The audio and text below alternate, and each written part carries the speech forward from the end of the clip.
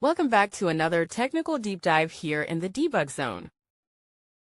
Today we're tackling a big question and breaking it down with us from other users. Hopefully this clears up some misconceptions and helps you get the answer you need. So buckle up, stay a little curious, and let's jump right in.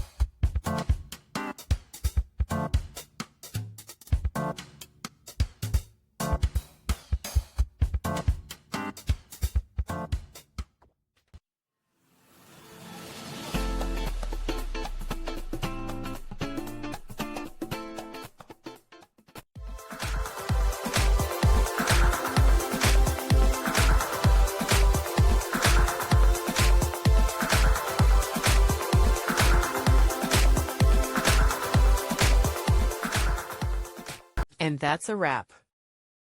I hope you found the answer you were looking for. If you did, take a second to hit that subscribe button. It really helps out.